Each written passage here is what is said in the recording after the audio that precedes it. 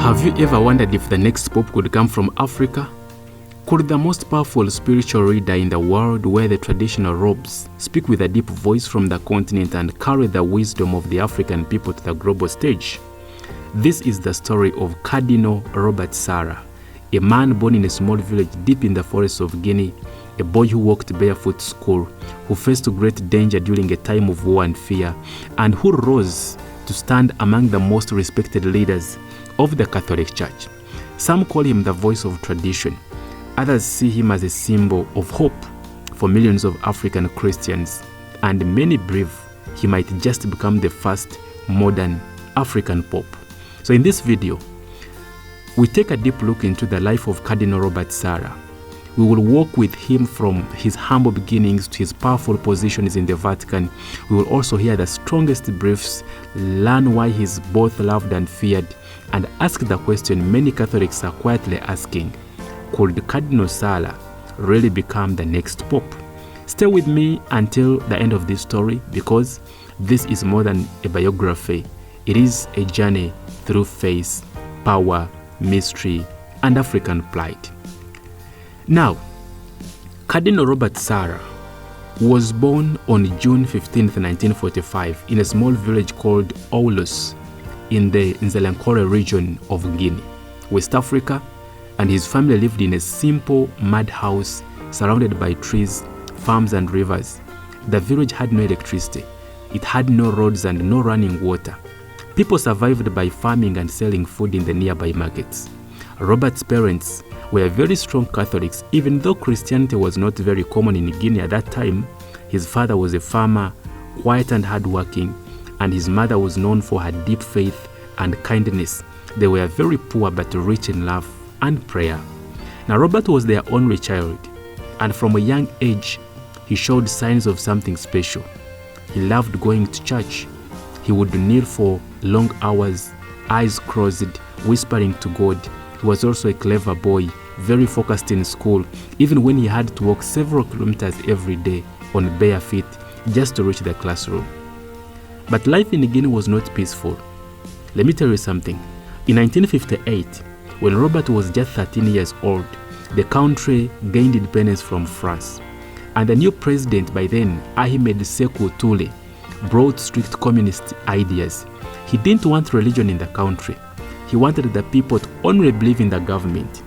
Churches were closed, priests were arrested, some were even killed. Faith became dangerous. But young Robert refused to give up his faith. In fact, it made him even stronger.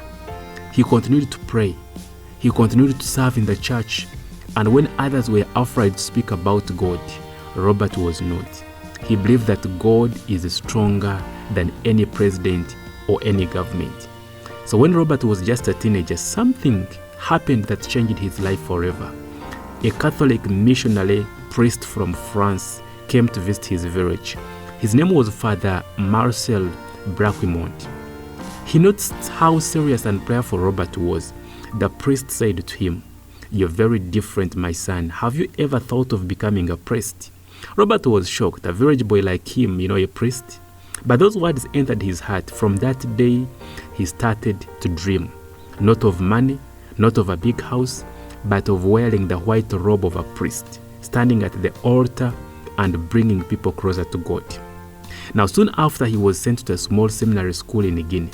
This was the beginning of his long journey, a journey that would take him far away from his home to new islands and to new lands, new struggles, and one day to the highest offices of the Catholic Church. But even as he left the village, Robert never forgot his roots. He always remembered where he came from, the sound of the forest, his parents' prayers, the pain of walking miles to church, the fear of soldiers, and the light of faith in the darkness.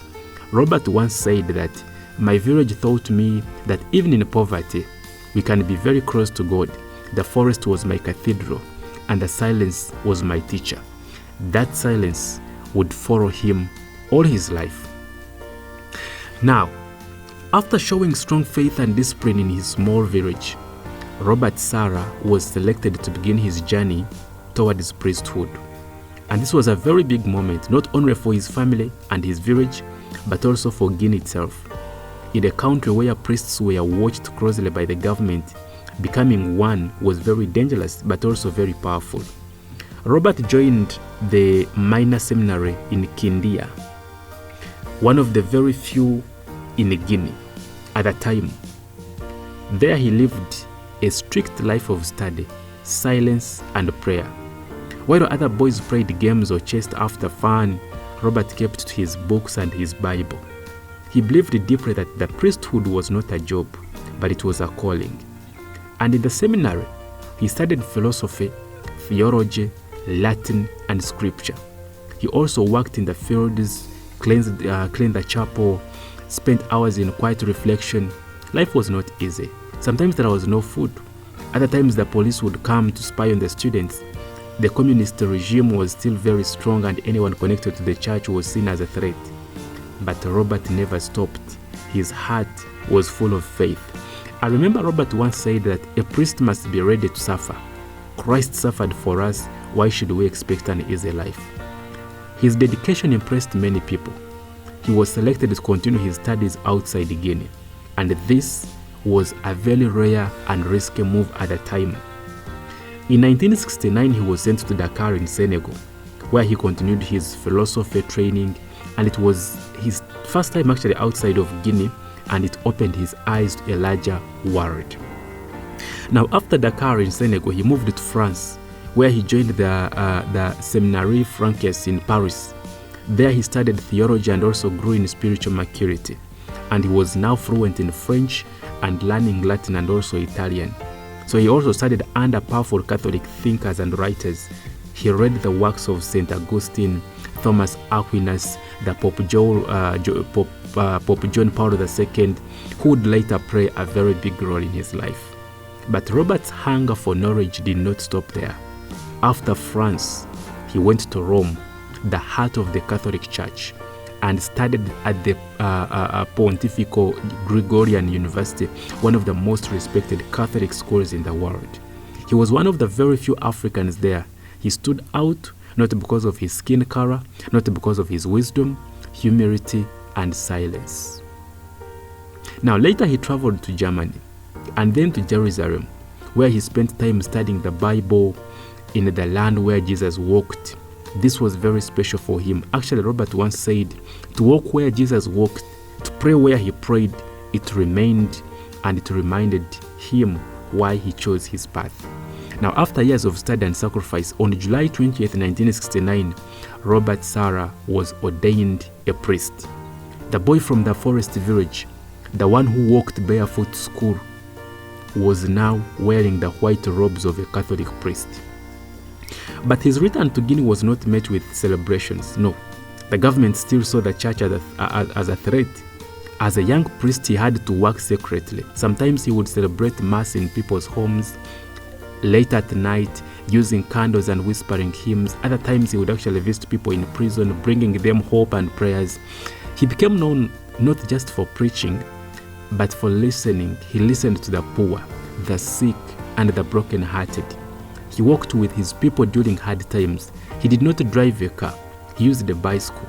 He didn't wear expensive robes. He dressed simply. He did not speak loudly, but he prayed deeply. Robert once said, a priest is not a boss. He's a servant. He must kneel before God before he can stand before the people. For 10 years, he served his people quietly. No fame, no spotlight, just faith. But in the silence, God was preparing him for something very bigger, something no one in Guinea expected. At the age of just 34, Robert Sarah would be called something very historic. Let's continue. In 1981, just 34 years old, Robert Sarah was called to one of the highest positions in the church. At such a young age, many people were shocked when Pope John Paul II appointed him as the Bishop of Conakry, the capital of Guinea. Now, this appointment was groundbreaking. At the time, Robert Sarah was the youngest bishop in the world. Most bishops were older, with decades of experience, but the Pope saw something in Robert. He saw his dedication, his courage, and his deep faith, and saw the young priest from a small village was entrusted with the weight of the Catholic Church in the capital city. For Robert, this was both a great honor and a heavy burden. The people of Conakry were not only poor, but many of them were also suffering under the harsh regime of President Sékou Touré, whose government had grown even more repressive. The church was under constant watch, but Sarah was not afraid.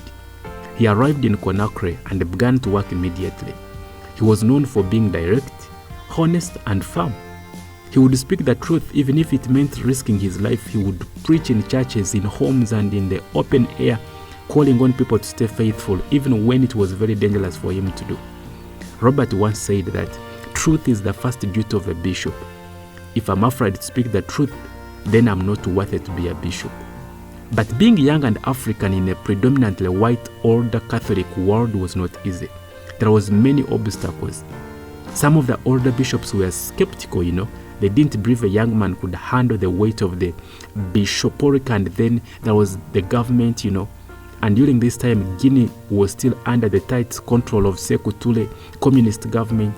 So the regime heavily targeted religious leaders, seeing them as enemies. Churches were still being closed. Priests were still being threatened. Others were still being killed. Some were tortured. It was dangerous to follow Christ.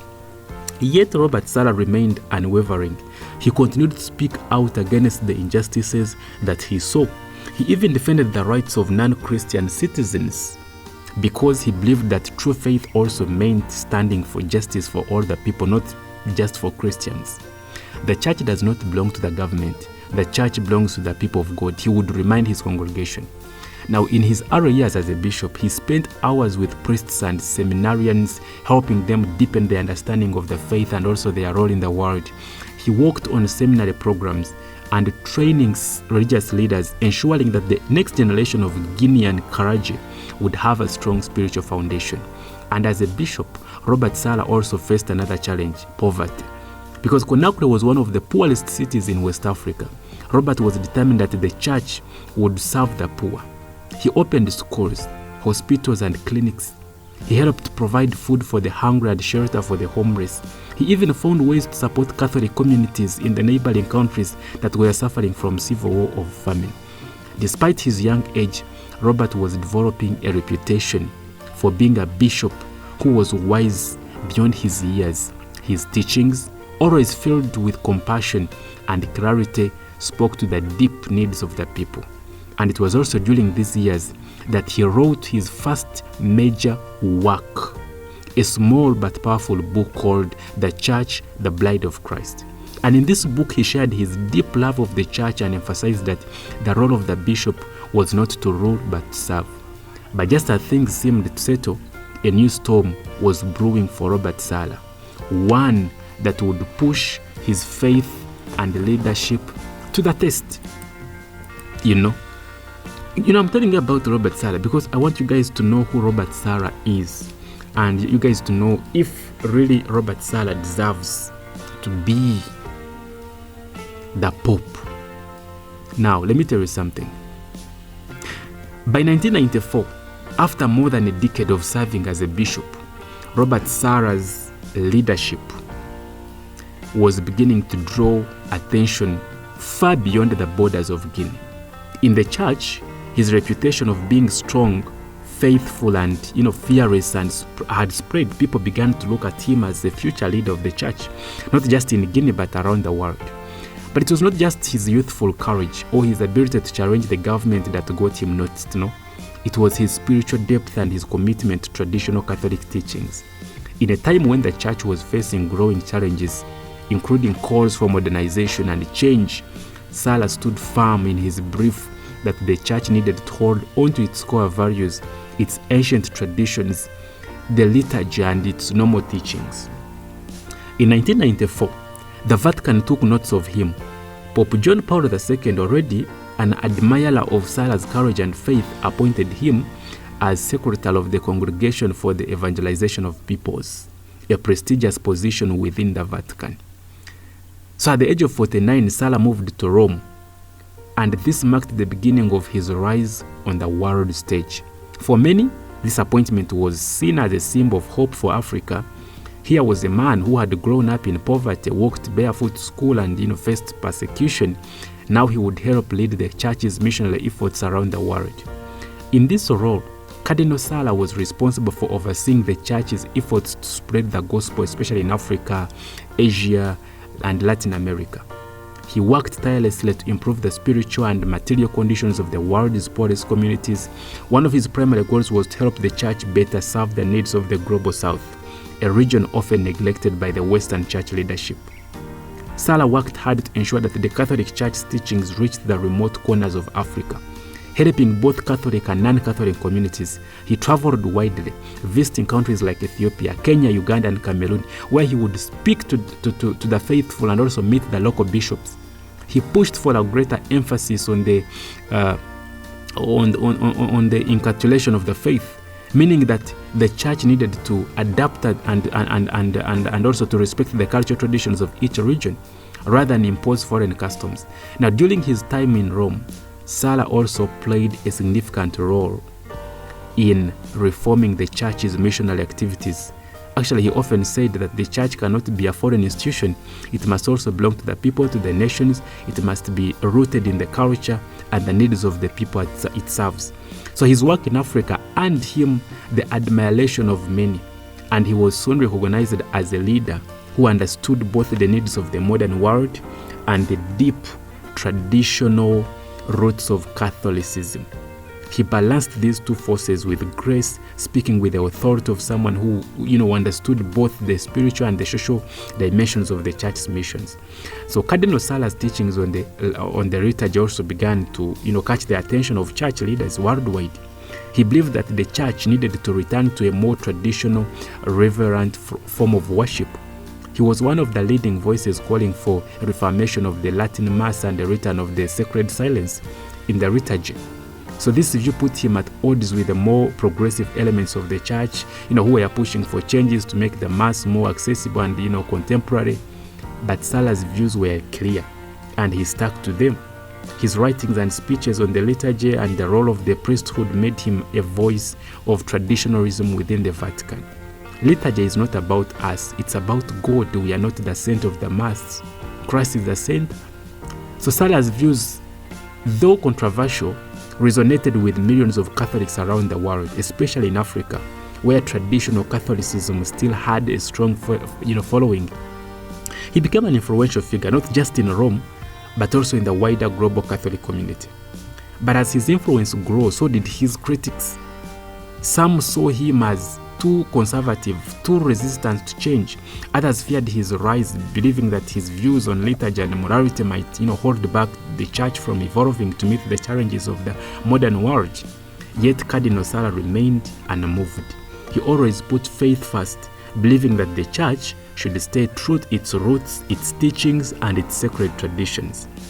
Now, in 2001, Pope John Paul II recognized his work by promoting him the position of cardinal, solidifying his place as one of the most important figures in the church. So you see, how Sarah is rising from grace to grace. Now, let me tell you, by the time Cardinal Robert Sarah was promoted to cardinal in 2001, his influence within the Catholic Church was undeniable. Having served in important roles, including a prefect of the Congregation for Divine Worship and the discipline of the sacraments, he began to shape not just the future of the church in Africa, but also the global church. So his tenure in the Vatican was marked by a combination of deep faith, sharp intellect, and unwavering commitment to the traditional Catholic values. Sarah's leadership in the Congregation for Divine Worship was one of the most significant in his life, as he oversaw reforms and emphasized the importance of the liturgy. As a central expression of the Catholic faith, he championed the idea that the liturgy must be relevant and focused on the glory of God, not on human creativity or comfort.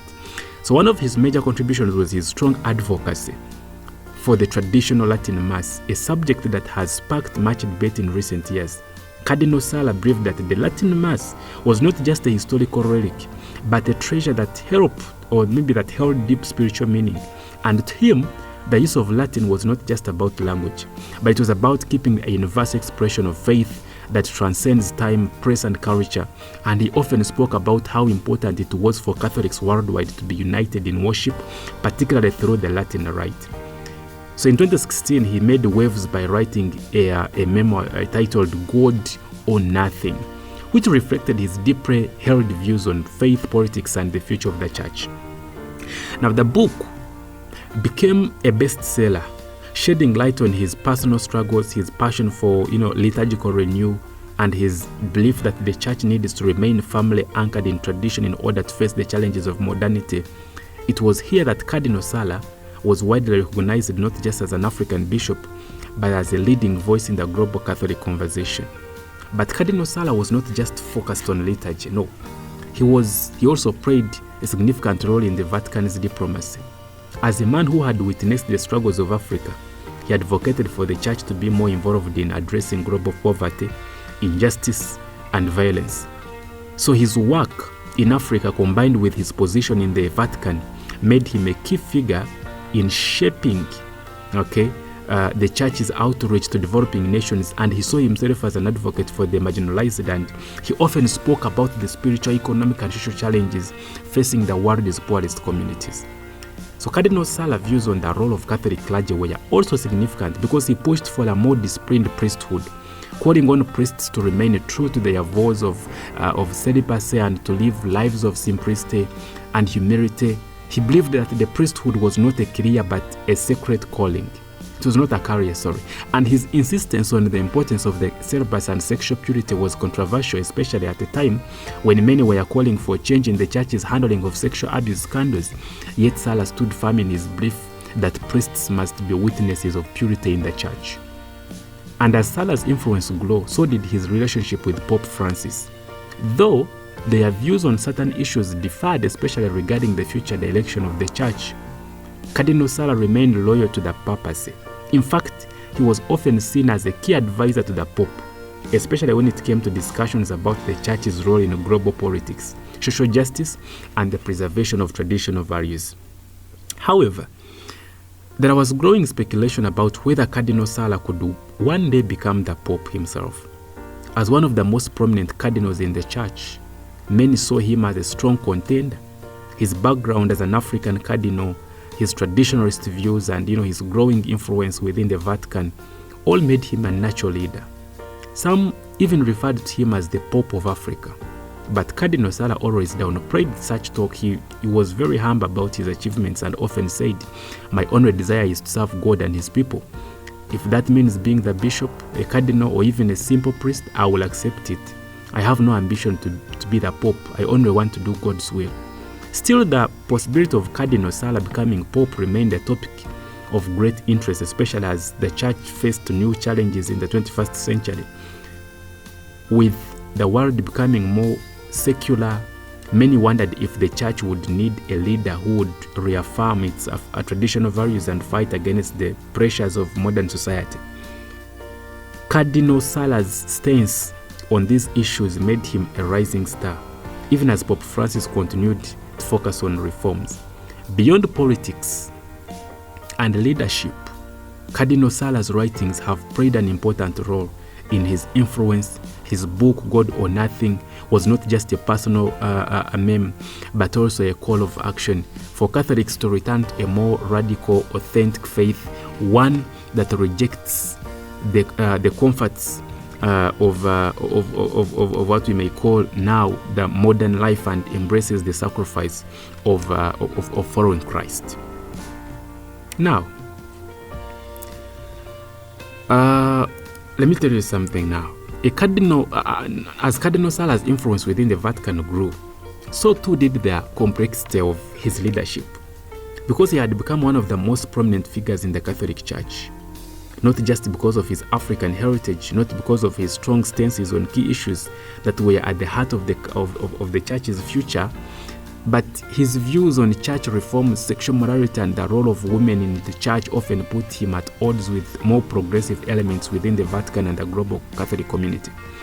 Sarah's opposition to certain reforms was rooted in his belief that the church needed to remain faithful to its traditional teachings, especially in the face of an increasingly secular world.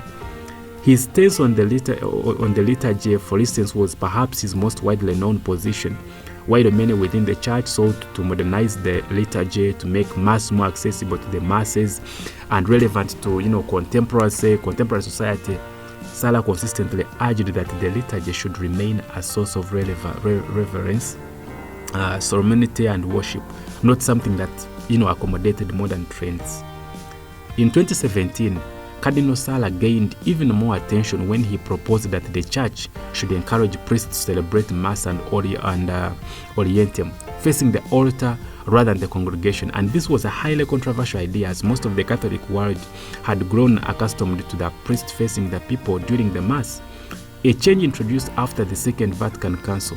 For Sarah, the practice of facing the altar was an ancient tradition that reminded the priest that the sacrifice of the Mass was not about the congregation, but it was also about worshiping God. And his views on celibacy and priesthood also sparked heated debates. Cardinal Sarah was one of the strongest advocates for celibacy within a priesthood at a time when some church leaders were pushing for changes to allow married priests, especially in the regions like South America and Africa.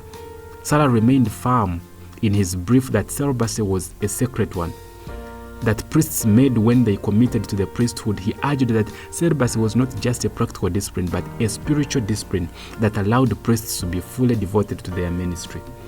In 2019, Sarah published a controversial book on the subject, From the Depth of Our Hearts, co-authored with Pope Emeritus Benedict XVI. The book was a defense of celibacy and a strong response to those calling for married priests. It was a challenge to the more progressive voices within the church who urged that allowing married priests would solve the priest shortage in certain religions, especially in Africa and South America. While the book was praised by conservatives, it drew a sharp criticism from others. Some saw it as a step backward, a denial of the pastoral needs of the modern church. Critics also urged that Cardinal Sarah's uncompromising stance on celibacy was out of touch, while the realities faced by many dioceses struggling with a shortage of priests. And another area was where Cardinal Sarah became a polarizing figure was his position on the role of women in the church. Cardinal Sarah is known for his traditional view that women should not be ordained as priests, while he acknowledged the crucial role that women play in the church, especially in teaching catechists and pastoral care. He believed that the priesthood was a role specially reserved for men. He urged that the ordination of women was not only against the teachings of the church, but also incompatible with the church's understanding of the priesthood as a sacrament rooted in Christ's male identity. So his views on women were controversial, especially as many within the church were calling for greater gender equality and an expanded role for women in decision-making process.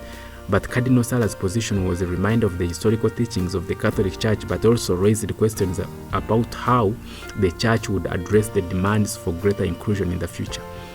Maybe the most significant challenges for Cardinal Sarah, however, was his relationship with Pope Francis.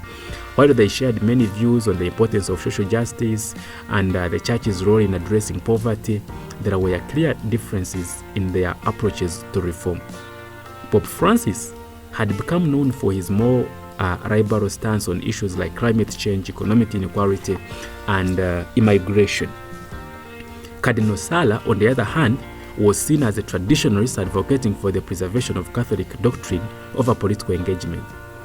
So in 2016, Cardinal Sarah sparked a controversy when he expressed concerns about the Pope's approach to divorce and marriage, a topic that had been addressed by Amoris Laetitia, the Pope's apostolic exhortation. Sarah, along with other conservative cardinals, criticized the document for what they saw as its ambiguous language regarding the reception of communion by divorced and remarried Catholics. So this disagreement highlighted the tension between the more traditional elements of the church, represented by Sarah, and the more reform-minded approach of Pope Francis. But despite these disagreements,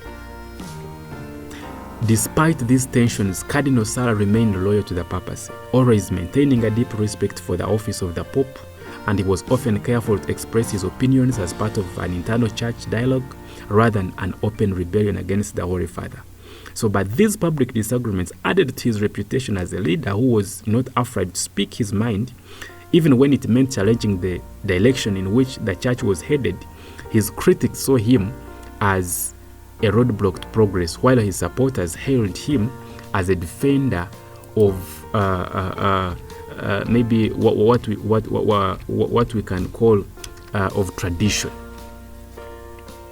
Now, Cardinal Robert Sarah's influence in Catholic Church, okay, I want you to listen to this very well, because that's where we are heading now. Cardinal Robert Sarah's influence in the Catholic Church is undeniable, and his legacy will likely be one that endures for years to come, and his strong convictions, his defense of traditional values, and his unwavering commitment to the faith have earned him both admiration and criticism. As we look to the future now, what can we say about the legacy he leaves behind? One thing is certain: Cardinal Sarah has been a central figure in shaping the direction of the Catholic Church in the 21st century. Whether in his role as a prefect of the Congregation for Divine Worship, his writings, or his public speeches, he has challenged the Church to return to its roots, to embrace its traditions, and also to remain faithful to the teachings of Christ, even in the face of rapidly changing world. His defense of the traditional Latin Mass is perhaps one of the most enduring aspects of his legacy. Cardinal Sarah viewed the Latin Mass not just as antiquated ritual, but also as a sacred treasure, one that unites Catholics worldwide and transcends cultural and linguistic differences. His promotion of the Latin Mass was a direct response to the many changes in the Church after the Second Vatican Council, which, while promoting greater inclusivity and modernization, led some to feel that the Church had lost touch with its spiritual roots. So through his advocacy, Cardinal Sarah was able to remind the faithful that the liturgy, the act of public worship, was not just about personal expression or modern preference, but about glorifying God in a manner that was consistent with the Church's sacred traditions. And his efforts to bring back a sense of awe and reverence in the celebration of the Mass have inspired many to look at the liturgical rites in the Church with fresh eyes. So beyond liturgy, Cardinal Sarah's writings, particularly his books like God or Nothing and From the Depth of Our Hearts, will continue to resonate with Catholics worldwide. And these books offer a very deep spiritual reflection on what it means to live a faithful life in today's world. And in a time when secularism is one of the rise and many are turning away from religion, Cardinal Sarah's call for authentic discipleship is a reminder that true faith requires both sacrifice and conviction. His defense of celibacy and his emphasis on priestly purity have also sparked both admiration and controversy. For many, Cardinal Sarah has been a staunch protector of the Church's sacred commitments, especially at a time when scandals and controversies have undermined the faith of many. His focus on priestly holiness and spiritual discipline has also provided a strong foundation for those who feel that the Church's moral authority is being tested. But maybe the most lasting aspect of Cardinal Sarah's legacy will be his role as a courageous voice in an era of profound division, in a time when religious beliefs are often subject to political manipulation and ideological battles. Cardinal Sarah has remained a steadfast defender of orthodoxy. His willingness to challenge the status quo, whether in the Vatican or in the broader, societal discussions, this has made him both a respected leader and a controversial figure. His relationship with Pope Francis has also often been the subject of speculation, but throughout their disagreements, Cardinal Sarah has remained deeply respectful of the papacy, and he has shown that it is possible to disagree on certain issues while still maintaining loyalty to the Church and its mission. And this quality, loyalty to the Church, even in moments of tension, has been one of the most defining aspects of Sarah's leadership. As we look to the future now, Cardinal Sarah's influence is likely to continue, even as he steps down from his position as prefect of the Congregation for Divine Worship.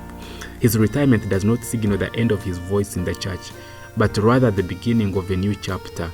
With his health and vitality, Cardinal Sarah may continue to write, speak, and advise on matters of faith, liturgy, and church reform.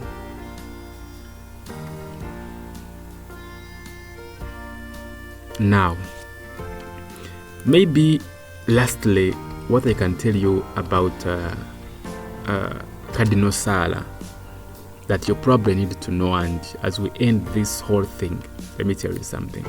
Cardinal Robert Sarah is more than just a figure within the Catholic Church. His influence stretches beyond the altar and the Vatican. He's a global voice of faith, a symbol of integrity, and a spiritual father to millions.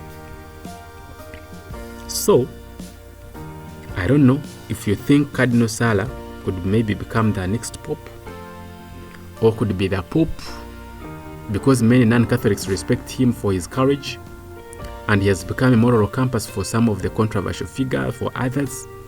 For example, in the West, Cardinal Sarah has reminded people that the church is not a political party. He has said that the church must not become too close to governments or ideologies. Its mission is not to win elections or praise the media, but to save souls. And if the courage of cardinals ever decides to elect an African pope, Cardinal Sarah may very well be the one. If that day comes, it will not be because he wanted it, but because he was willing to serve. As he has said many times, a true leader is not someone who seeks power, but someone who is ready to sacrifice everything for the truth. That is the soul of Cardinal Robert Sarah, a man of silence, of strength, of deep conviction. His life is a witness that even in the world full of confusion and change, truth remains. Whether or not he becomes the next pope, his life has already shaped the church in powerful ways. Thank you for watching. If you found this video powerful or inspiring, please hit that subscribe button, share it with someone who needs to hear this message, and don't forget to subscribe for more stories like this. This is Dedan, and I will see you in the next video. May God bless you.